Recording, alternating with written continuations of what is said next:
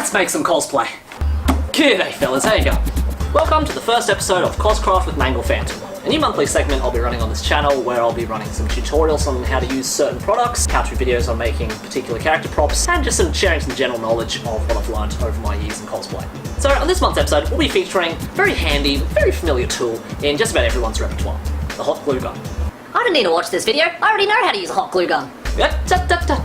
If you've got costumes falling apart, you've got strands hanging off your costumes, you've got glue guns blowing up, you've got globs hanging out, you're right, you don't know the secrets of the hot glue. But don't worry, keep watching and I'll show you the secrets of how to reach hot glue enlightenment. You'll become one with your hot glue gun after today. Now there's a lot of people who say it's crap, it's messy, it's unreliable, but you've really just got to know what it's good at doing and how to use it well.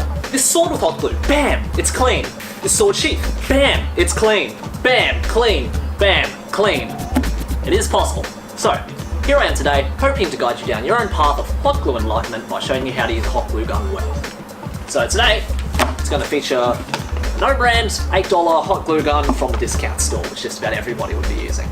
Now, there's a lot of other hot glue guns out there, but due to its price, its affordability, I think most cosplayers would be using a cheap hot glue gun like this. But first step on the path, how to avoid overloading your hot glue gun. So the first thing you've got to learn is about hot glue gun power levels. That's right, power levels. I hear so many stories about cosplayers who blow up their hot glue guns. They watch it spark, fizzle out, smoke, fire, you name it. There's always some problem with it. But it's really something that's quite easily avoidable. It's pretty easy to use. You plug it in, you wait for it to heat up, and after that you can just start squeezing out the glue you need it. But after a couple of squeezes, the flow of the glue gun starts to reduce dramatically. It slows down to a point in which you just can't get any glue out of it at all. Now, the biggest mistake a lot of people make here is that they squeeze on the trigger just a bit harder to try and force the glue flow to speed up a bit. So this is about as effective as pushing your bread into a toaster to try and get it to cook faster. If you keep on forcing it out, your gun's going to eventually overload and eventually blow up. So what you've got to know is plugging in the glue gun will essentially charge up its power level just like this. And every time you squeeze out some glue, it's going to go down like this. And when there's no charge left in it, you're obviously not going to get any glue out, and trying to force it will just start to wreck your hot glue gun. So to keep it in check, the best way to do it is to squeeze out glue at a very slow, consistent rate so it consistently comes out, or use it in short bursts so it's got some time to charge up every time you want to use it. Now there is such a thing as overpowering your gun, where if you leave it charged for too long it will burn itself out anyway. So if you don't think you're going to use your gun for after about 20 to 30 minutes, it's best to just unplug the gun and let it heat up again when you need to use it. Now if you're doing lots of gluing and the charge time of your gun is too slow, just keep a second gun plugged in. So keep this in mind, keep safe, and your gun's going to last a lot longer.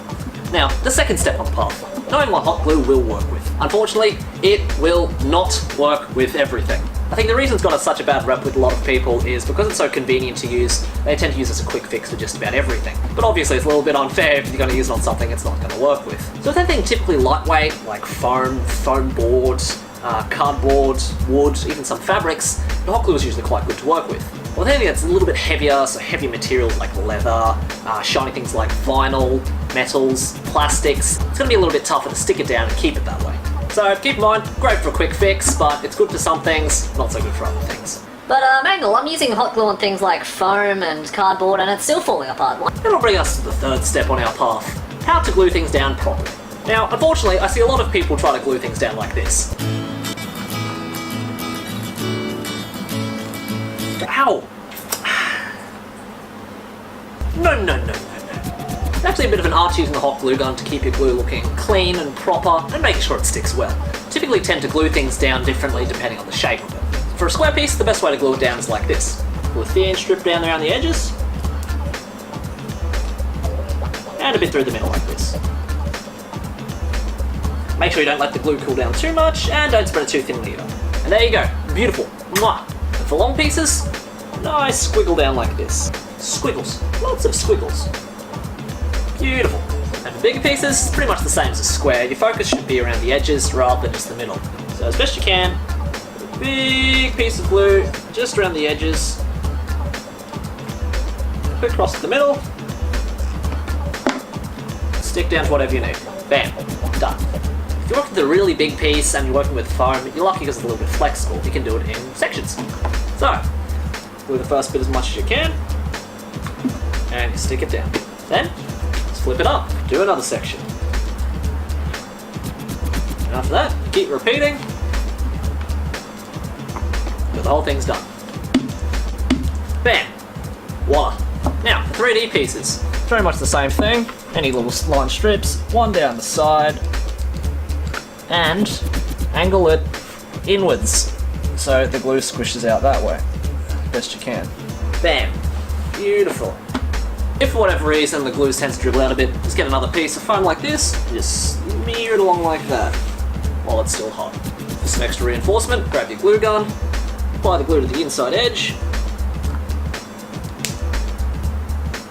Just be sure that's going to stay put. If there's any little glue bits that you kind of missed before and you didn't get it while it was still hot, just snip it off and it's going to make it just that much cleaner. All of these takes a little bit of experimenting and practice, but you make all your work really clean and really strong if you just keep all these things in mind. Mwah! Now, one more step on the path to hot glue enlightenment is dealing with our sneaky hot glue strings. Now, whether it might be a leaky glue gun or just general control of the gun itself, hot glue strings are the bane of everyone's existence. Now, it's usually best to try and get rid of these strings as you go, but if you want to just try and get rid of them all in one shot, grab yourself either a hairdryer or a heat gun.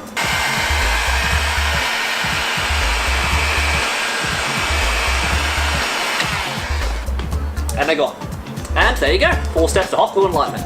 Now walk the path and become one with your hot glue gun. Now I see a lot of people knocking hot glue or telling me how hard or how messy it is to use, but I hope these simple tricks can be of use to you. Now there's a dozen different adhesives out there which are really useful for a bunch of different things. I mean, I still use different glues for different projects that I'm doing, but to me, hot glue is still the most cost-effective, useful adhesive out there, and I can't recommend it enough. Now leave me a comment below if you guys have got any questions about it. I'll make sure I read through every single one of them. And definitely share with me any hot glue stories that you guys have had, whether you love it, whether you hate it. If you hate it, I'll do my best to try and persuade you otherwise. And also let me know if there's any props you'd like to see made or any tips that you'd like me to share in future on another episode of Coscraft, mangalphantom. Anyway, that's all from me. I'll see you guys next time.